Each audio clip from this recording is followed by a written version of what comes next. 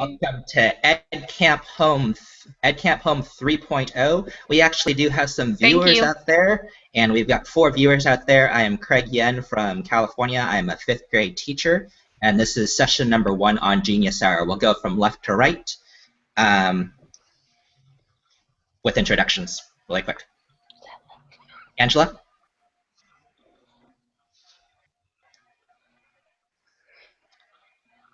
Angela, All right. you want to I introduce yourself? wasn't sure if I was left or not. I'm Angela Poovey. I'm an elementary school counselor outside of Raleigh. Can you hear me? Can you hear Yes, we me? can. Yes. I'm talking. Yes. Okay. I'm Mm-hmm. Angela Poovey. I'm an elementary school counselor outside of Raleigh, North Carolina. And this is my first Ed Camp. I'm very excited to be here. Awesome. Jen, it looks like your microphone is muted, but there you go. Go ahead.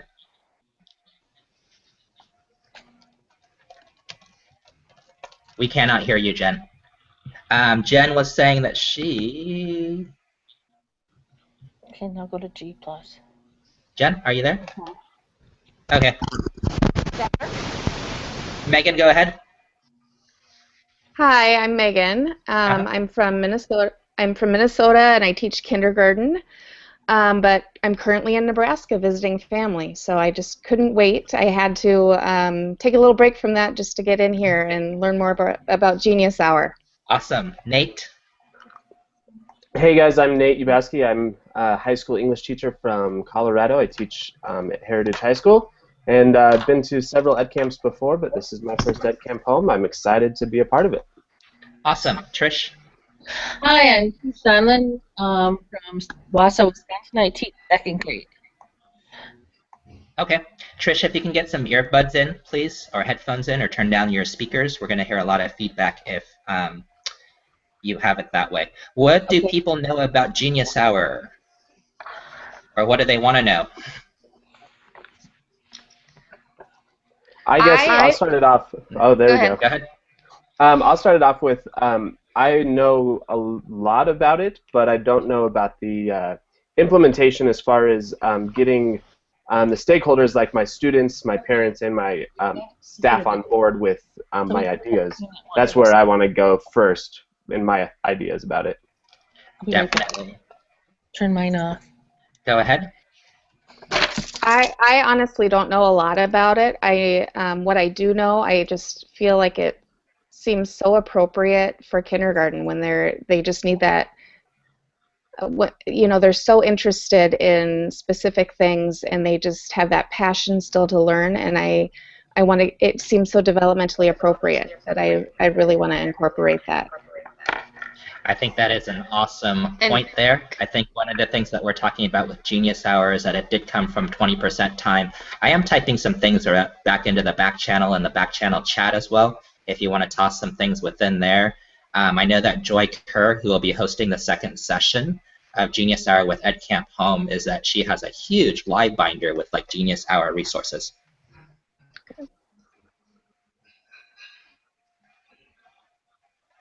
Very cool. I was going to piggyback on Megan, and since I'm in an elementary school, let me turn my volume down. I am doing a STEM after-school club next year, and so I really was interested in kind of how you would implement this with elementary school and the structure so that I could think of some good ideas to use with some 2nd graders in this STEM club. Oh, nice. It almost ties in very much so with STEM, with maker spaces, and especially if you're trying to run it like almost like a club format as well. And it's something that I definitely want to explore with my 5th graders. I've seen different implementations of Genius Hour, and then in speaking with the different people within the different communities and visiting some of the chats as well on Genius Hour, and some of the people implement it in different ways, where it is.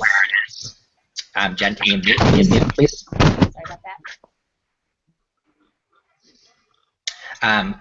Implement it in different ways, and people dedicate different amounts of time towards it, and it is something where it is that a lot of people do implement it within elementary setting. It is not something that I have done there at this point, at least not in the true sense. We do something called You Be the Teacher project at the end of the school year. And then so we had projects where it is that they got to choose what it is that they wanted to teach the rest of the classes. And then so we had we had origami sessions, we had people teaching baseball with stances, and we just had a whole bunch of different other projects where it is that they were able to showcase their talents. And I think that's the big thing with Genius Hour, is that there's that high interest area.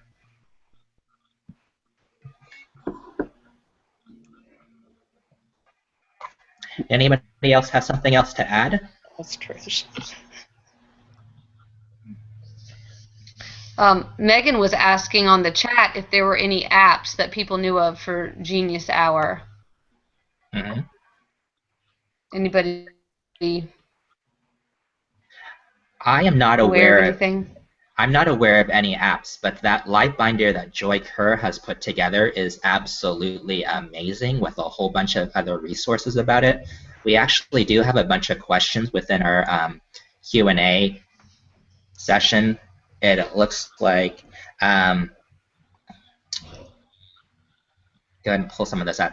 So somebody else saying, the best part is when high school students say and ask, hey, you mean I actually can choose my topic? Really? Are you kidding? Is this for real? That shock just shows that Genius Hour is not used enough. And then that was from Maggie Maslowski. Peggy George is also joining us in our back channel. And so a big shout out to Peggy George and all the work that she's doing. She is at P George on Twitter.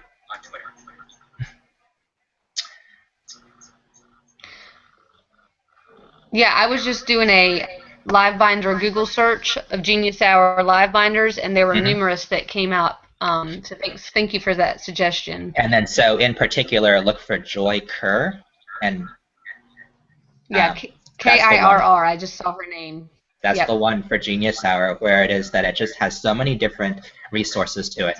What it is that I've heard about Genius Hour and the way that I would consider launching it, and I'm going to mute Trish so that I'm not hearing feedback, and then I'm not sure whether or not. I just muted her. Oh, thank you, whoever did that, so that we're not getting that feedback. But in launching Genius Hour, what it is that I've seen is that she has a whole bunch of resources to really kick off and show people why it is that to really unleash that genius to be able to get people thinking about that specific topic. Nate, have you seen this? And then have you been to sessions about Genius Hour over at other Edcamps that you've gone to? You know, this is the first session that I've been to or done anything with Genius Hour. I just finished reading a book that A.J. Giuliani wrote. Sure. He's pretty active on Twitter, but also does a bunch of stuff with Genius Hour. So I just finished reading that kind of as a foundational knowledge base so that I can kind of launch it maybe this next year. The one thing that I'm worried about is I teach a honors class, and I've already gotten pushback on some of the more innovative things I do with my class, and I'm not preparing them well enough for their AP test in the coming years. So that's kind of one of my concerns about exploring this, as silly as that sounds. I know, and then that's one of the things that if you're not following Carl on Twitter, and that's ls_Carl, you definitely should be. One of the things that he has done with his class, he teaches history in a high school setting, is that he has done something called Innovation Day.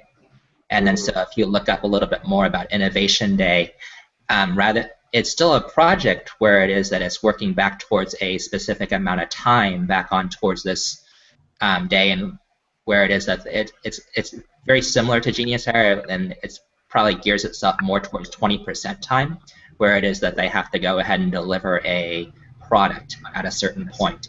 But I'm hearing you where it is that you're saying it really working with the community, but I think that one of the big things is what's coming in with Common Core and everything. I think this is definitely a direction that we can go. Yeah, Totally. There's so much opportunity for these students to engage in it, and some of the students I teach are freaked out by not being told exactly what to do and just having kind of this nebulous assignment about it. I think that's one of the things that I've heard in people's implementations is that we pretty much get to the point where it is that where students are so ingrained into playing school, where it is that they're really not thinking about their own learning. And I think that that's one of the things that Genius Hour just really addresses, and that's something that it's something that is missing within school. And I think that we can still cover so much of our curriculum still within that setting, and we're teaching them skill sets that will really help them later on in life.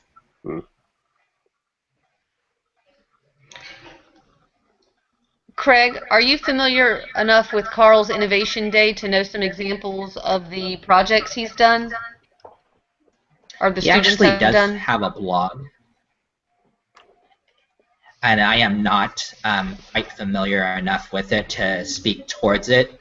I got another set of earbuds if you want to listen in on your own computer. I thought I don't think I Yeah. can. Trish, I'm muted. One of the things that we have over here is, thank you, Nate, for muting her. One of the things that we have over here within our back channel, within our Q&A over here, Peggy George is chiming in that she totally agrees with Megan that kindergarten students should come to school with that passion, and we need to do everything that we can to keep that passion and curiosity alive. And so sure, that it's Genius Hours. So the idea behind Genius Hours is that we take, we dedicate that specific time, and in elementary school, oftentimes I've seen that they've dedicated an hour during one day of the week where it is that they're working on their Genius Hour projects. One of the things that, and somebody else wanted, there was a live webinar, Peggy says, within the Classroom 2.0 community with the Genius Hour team, and where there's recordings where it is in webinars where it is that you can go in to learn even more about Genius Hour.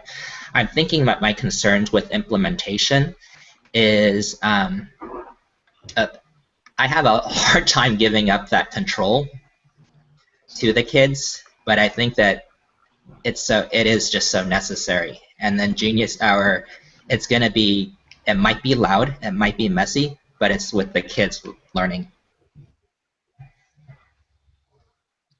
In primary grades, do you think that they would need a buddy in order to accomplish anything, or could you see it be done independently?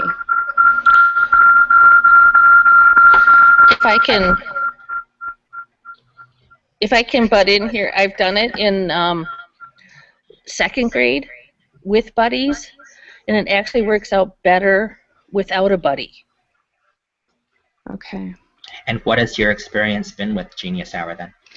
That we've tried it, because of the being such a control freak, I tried it and I let them pick an animal, that they were passionate about and wanted to teach the other kids about.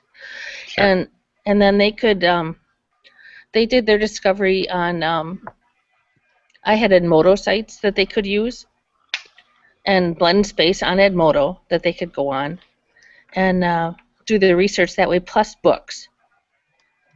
So, and they did a good job, but I don't think I gave them the freedom to really do it the way the Genius Hour is supposed to be done. Definitely. And then so when we narrow that where it is that we're saying that it has to be on a specific topic, then we're not giving them that choice, which is such an important part of that Genius Hour concept, where it is that they can go ahead and explore those different things. I know that one of the big things that within 5th grade, and I know with many of the kids right now, and even many of the adults, is Minecraft. And Yes. somebody want to speak to that? Of what that might mean for Genius Hour? Well,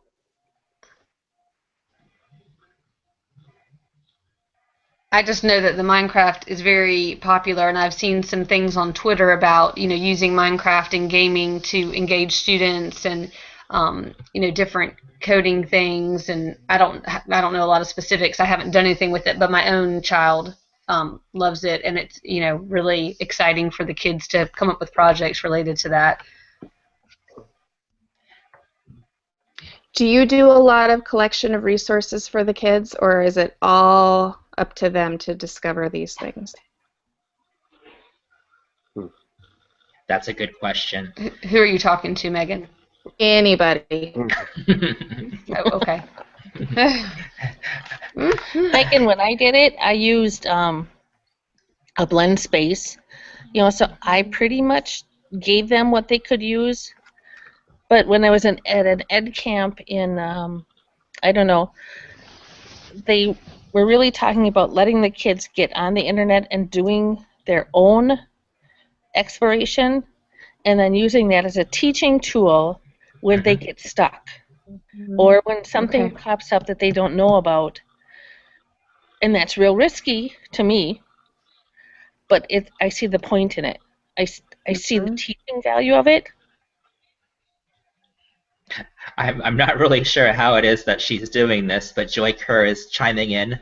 I thought that she's actually moderating another session right now, but there's really no one, she's saying there's really no one way that Genius Hour needs to be done. And then she's also sharing some resources with how it is that some of the students and second grade teachers are trying Genius Hour. She's saying that there's another live binder. It's over in the Q&A area where it is that you can go ahead and read the blogs about what it is that they're doing. I know that she is talking over here that she's sharing that there's a group of 7th graders who built their school in Minecraft last year. And then so just think about all that modeling and measuring that's going on, and wow, that's pretty amazing. I know that I saw an example of missions in California, missions with tying it back towards Minecraft. So it's not necessarily about what project or what it is that results it in. It's more about the process more than anything else. Joy's chiming in that Genius Hour is one of the most difficult parts of her days, and I've heard this from other teachers as well, where it is that, and Carl's even said this, where it's not where it is that you're just like resting. In other words, it's not, okay, well, here kids, just go ahead. Okay, it's your Genius Hour time. Go ahead and do what it is that you need to do. Go work on your Genius Hour projects. You're conferring with them. You're checking in with them.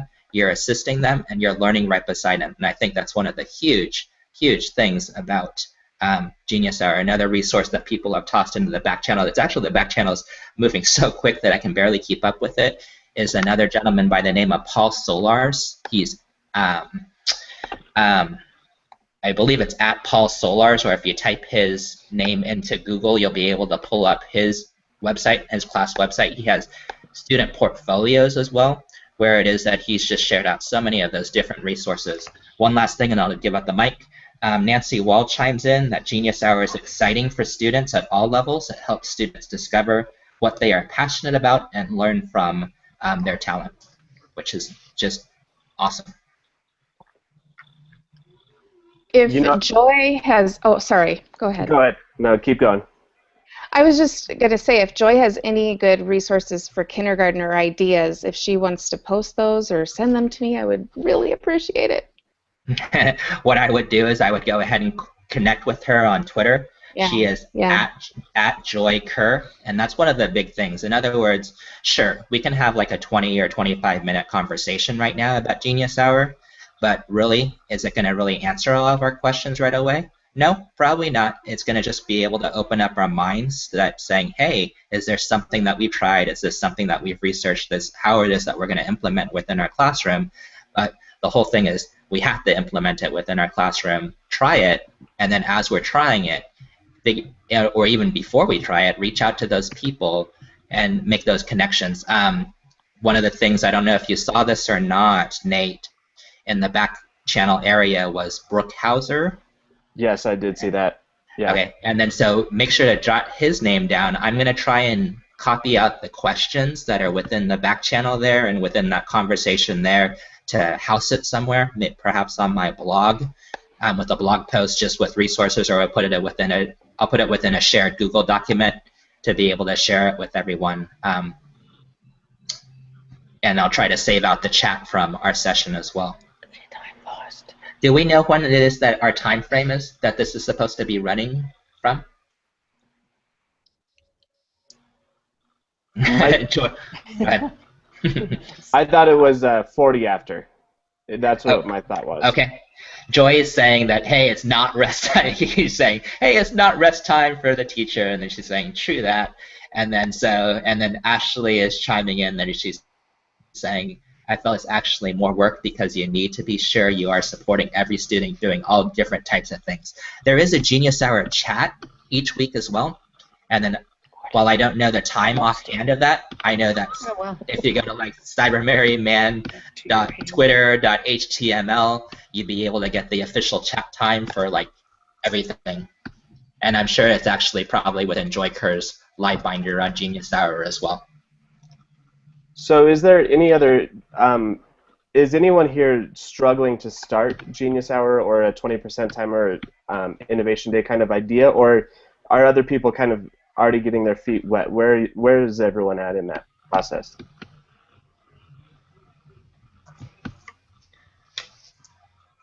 I'm in the initial stages and just trying to learn more information and get more resources so that I can think of some ways to structure or activity ideas or just things to kind of be the initial trigger for my after-school club. Mm-hmm. It almost sounds like if it's an after-school setting like that, it almost sounds like, and I guess it just depends on how it is that you want to go with it.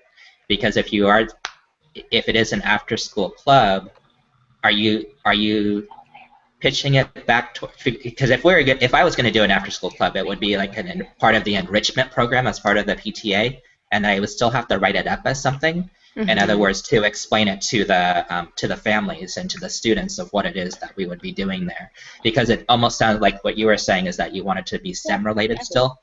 It's almost like for instance, like a robotics club or something along those lines. Does that make sense? Yeah, I mean, I don't necessarily have to write it up in any certain way except for just kind of informational letters to parents and that kind of thing. But I just like the idea of kind of free research and engagement in the topics that the kids like, but I do want it to kind of be centered around STEM. So it's maybe a modified Genius Hour. I think that with Common Core coming in, and it's always like this, is that I'm just struggling, and I struggle with the time aspect of actually saying, okay, this is what it is, where it is that we're going with this. It did seem that Genius Hour chat is from 8 to 9 Central Standard Time, and then the hashtag is #Genius Hour altogether.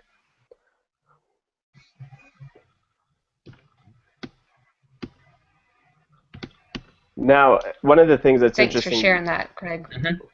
One of the things that I think is interesting, and Angela kind of brought it up, is it like a modified Genius Hour if, you know, it's a little more focused, or if it's something that, you know, I, as a teacher or as a facilitator, I put a little bit of restraint on it. I wonder if that's a way to be able to have multiple entry points for teachers who are at different levels. As an English teacher, if I wanted to do Genius Hour within my class or 20% time in my class, maybe I say, you know, this is an American Lit class, but during our Genius Hour, you can explore anything that you want to learn about the English language or literature. Does that take away from autonomy and purpose, because they still have that choice, they still have the opportunity to explore what they like, but it is a little more focused, and maybe that can help with the pushback about some of the ideas? Definitely. And I think that I'll address this if somebody want to jump in? Well, I think Um, I think you learn as you go, as you try it, and you watch your students and how much they can do. And I think the big thing is, right now is the Common Core and making sure that we get the SLOs or whatever that we have to do in. But it's interesting to watch the kids and to be the facilitator of the learning, to send the kids to the kid that knows how to do something that they want to do. Does that make any sense?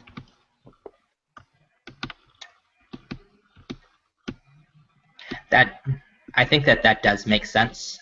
What it is that I was going to chime in, and I actually just sent an invite over to Joy Kerr, and I wonder if she'll just kind of jump in. I could have sworn that she was actually over in the other session, but maybe she's not, or maybe I got confused with all the names that are floating around. Is that there's another person by the name of Scott Bedley, and his Twitter handle is @ScottTeach, and then he has done a number of different things where it is that he has geared that back on over towards a specific topic, for instance, math or specific science, where it is, and so to give them a little bit more direction. And then one of the nice things that, and then so Joy, if you can go ahead for, let's go ahead and close out the YouTube there. Perfect. One of the things that I was also considering as people were talking is how it is that we keep the students accountable, and one of the ways to do that is, of course, through their writing. And I've seen a lot of people use blog posts for the students to be able to reflect upon their learning as they are going through that process. Welcome, Joy. Hi. Hi. I was in another session, but there was only one person in there. Well, you know what? You're here. Please enlighten us. Okay, I don't know where you are right now because I had to turn off the other one and then open this one up. Not, and now not a problem. But have you had experience with Genius Hour? Yeah. Did I serve that up quite enough? You know that we've been talking about you the whole time. But there's so many people out there who have on the hashtag. If you pull up your tweet deck and follow that hashtag, you're going to find all these different people in the same boat as you. And there's so many other people who have got it way more together than I do. I do not believe that you give yourself enough credit. So how is it that you go about, his concern was about implementation and with, why am I talking for Nate? Nate, what was your huge concern? My concern is I love this idea of Genius Hour / 20% time, and I definitely want to get it in my classroom. My fear is that the pushback I've received in the past for some of my more innovative ideas are not aligned with my department or my school's idea of being basically a college high school, if that makes sense. We do a lot of AP classes at my school, so. I think you need to give AJ Giuliani a call and Kevin Brookhauser in Idaho, and they will give you the backup. For me, I teach English language arts in 7th grade, and so I start it by saying you're going to read what you want. So read and share, and then they have to write about it, and then I go from there. Okay, what did you love from what you read? What do you want to keep pursuing? And my big push is the speaking and listening. When do we really teach that speaking and listening? Especially in 7th grade, we don't really, and that's probably not on the AP test. Right. But that's a big part of the Common Core right now is the speaking and listening as well, and the writing about it, and the reading about it. So if you want to do it as a Genius Hour thing, you can also call it a research project in their minds, in the teachers' minds, and have the kids know that, yes, it's choice, but it is still research, and you're still going to write about it, but it is choice. And yeah, you have to do what you can do. If you can't give them all the choice in the world, then you can't. Maybe they're not on Minecraft, but maybe they are still getting a lot more choice than they've ever gotten before. That makes sense. Help? I think that makes sense. I think his other question was, how is it that we frame this for parents, if there is concern there? Be proactive. Tell them ahead of time. Get everything ready ahead of time. Kevin Brookhauser has a great letter to send home. The reason we have the live binder, the big one, is because I had a parent in January of last year tell me that Genius Hour is crazy and you need to do more PR on it. So I did. And then at open house, which was a week into school, I said, look, what do you remember from 7th grade? This is what your kids are going to remember this year. They're going to remember Genius Hour. They're going to remember this choice. And yes, I'm teaching the curriculum, but I'm also teaching the children. Really be proactive with the parents. Give them a lot ahead of time and tell them the why. Go to the why all the time because it's for their children. So be lifelong learners. Go with that angle. Okay. Are you showcasing their work along the way, either through blogs or through digital portfolios or something along those lines, or inviting the parents in for, I don't know, as long as they're creating? I'm not sure. Yeah, I haven't invited the parents in yet for the during Genius Hour. I've invited them for the presentations, Right. but not for the during because I think that would put the kids off a bit. But I do send them 2-week updates, and if someone has really done something stellar in the last 2 weeks, I'll let the parents know what that person has done. Yeah. Joy, I'm sorry if I missed this. What subject do you teach? Me? Sorry, I teach English language Can you hear arts. me? Joy, yeah. In 7th grade? Yeah. And Okay, then so, thanks. and then how many? Let's see. So if it's 7th grade, that would be core as well then. Yeah. How many days a week for Genius Hour are you? 1 day. We do it the first 1 day day a of week. every week, and I have Oh, 80-minute wow. periods. I'm very lucky to have that. So they get about an hour because I take about 20 minutes to say, this is what we need to get done, this is how you're going to do it today, and we wrap up at the end. Yeah, I'm very lucky. How is it that you keep them accountable? I know that it was over in the back channel. I think that they were talking about how Paul Solars uses something like, it started with a T. I'll go look for it. He uses Trello. Yeah, he's Can so you talk about organized. that? What is Trello? I just have 2-week goals. I just give them each a 2-week goal sheet, and then every 2 weeks I see half the class. So I stagger them out.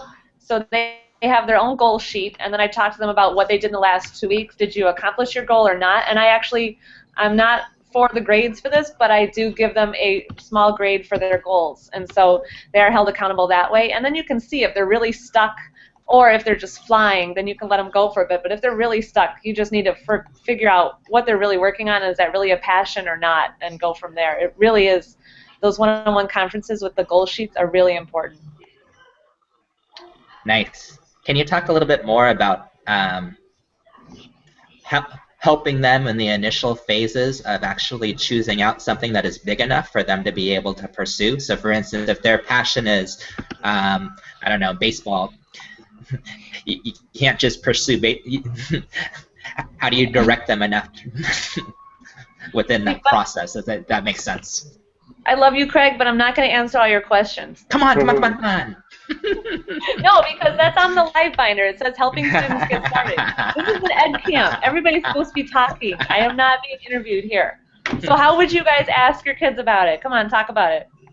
You have your kid. In fact, I had Riley. I'll give you Riley, and you can figure it out. He's a pitcher. He's the best there is. He can't get any better. Every kid knows that he's the best. What would he want to do? How would you get him to do something? He's like, I just pitch. I'm just really good at it. Okay, so how would you get him to do a project on that? Try to get them to ask a question, like something to do with the speed of his pitching, to investigate and figure that out. But I already know the speed. They tell me every time. This is what you get. You get these kids who don't want to do it. But how Go ahead, Trish. But how do they know what the speed is? How does that radar work? Okay. I don't care about that. To the What do you principal's care office. about? I care about striking people out Why? because it's fun and I win the game. How many of you struck out in a game? See, this is what you have to do with the kids all the time. What Riley ended up going with was arm care, which, you know, is pretty important to a pitcher. Yeah. But it took like 3 Genius Hour sessions at least to get him to even come up with something like that. And another teacher helped out too. So it's hard, but it's so worth it. What if you have a kid who just wants to play video games? Could he explain what video game is the best and why, in his opinion? Okay, maybe why. That would be good. Yeah. Steps into designing a video game, and then that process, how is it that a video game gets from just a thought within their head all the way towards the production, and then or careers within video gaming. Yeah. There are definitely a lot of different things that you can go ahead and pursue. Right. So yeah, see, as a school sorry. I was going to say, as a school counselor, my immediate thought goes to the career path and education and role models and people that they can research and kind of, you know, link and connect to, because I do so much career stuff in elementary school. Yeah. But are they thinking of that in 2nd grade? Not so much in my class. If you prompt them, they may. Yeah. And so you've got to do that brainstorming with them and have them jot down all these different things or draw different pictures. And it takes a lot of time up front, a lot of time. You'll be doing it for weeks to really find out what they really want to do. But it's worth it. And if they share with each other, that helps the other ones get inspired and get new ideas as well. So take the time to share with each other as well. This wouldn't be interviewing you because I'm not asking you specifically, but as a whole, do a lot of people start Genius Hour day 1? Or is it that something that they go ahead and wait till later on in the year when they have more procedures set up? I don't know. Anybody want to? I would say to be answer that. successful, you need to wait until your classroom management procedures are pretty set so kids can be able to be a little bit more self-directed. That's just my opinion. Mm-hmm. I was so amazed with my class. The way I set it up was, it was during an enrichment and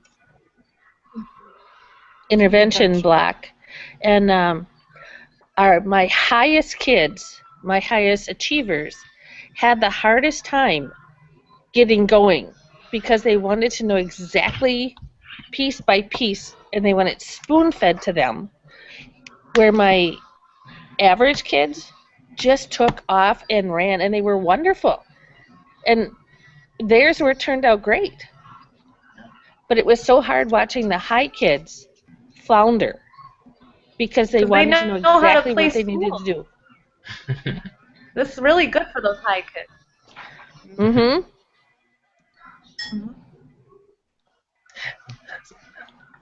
What do you? Oh, somebody just took a picture of us. Yeah. I think that I was talking about that earlier, Joy, where it is that I was talking about Play School. Do you want to elaborate that on that a little bit more? Well, they're good at getting A's. They're good at turning in the work. They're good at doing what other people tell them to do. That's why we need passion-based learning. That's why we need stuff like Genius Hour and Student Choice, because they're not good at figuring it out on their own. Exactly. That's just more push for it. I bet you those AP kids you have, they're really good at getting in the grades and doing what they're supposed to be doing, but they're not learning anything on their own if they're not pushed to do it. Definitely. Okay, we're going to go ahead and wrap up. It looks like we're ending the session right now. Did anybody have what are our takeaways at this point? I think that this is something that I want to pursue a little bit further, and then I definitely want to, I'm going to dedicate, and I'm putting this live on camera right now, I will dedicate an hour each week towards Genius Hour. And it might not be from day 1, but it will be very early in the year. Angela, what's your takeaway? I think my takeaway is I need to look at these resources and kind of investigate some more, and I think my version will be more modified, but I loved the points made about the high kids and the perfectionism and how they really need that to kind of get out of their rigid thinking, and I think this is going to work really well for my kids who probably will end up signing up for the STEM club. Awesome. Nate, take away. My takeaway is you just kind of have to do it. You set your kids up for success and let them thrive. I had someone tell me the other day when I was talking to her about it, she said, go to your administration and say you want to pilot it, because the administrators love the word pilot. So that was a good little tip to take away from her. They do. And I think one of the big things is, hey, let's connect with other people. Trish, take away. That there's no real right or wrong way to do Genius Hour, and to front load the parents better than I did last year, and the goal sheet, and it gives them a way to meet and chat. Nice. Megan, take away. I took a lot away. It's all right here in my notes. Woo! No, I am going to pilot this year. I'm definitely going to talk to administration next week and try to get the ball rolling on this. Gina, it looks like you're muted. I'm going to go. Oh, did you What's your unmute? takeaway? No, you're muted. Nope, you're fine. I hear you. We hear you. Yep, I have notes too. So something. My takeaway is give it a go. Give it a go. All right, we're going to end it right there. Thank you so much for joining us Thank at you. Genius Thank Hour. you. And what I think I need to do is I need to get Joy in on a Google Hangout, or just be able to make a podcast and just say, oh, you know what, Joy, I would love to have you on our show. And we're just going to go as a special guest. Thank you so much, everyone. Have fun for the rest of the night. Bye-bye. Thanks. Good night. Bye. Great.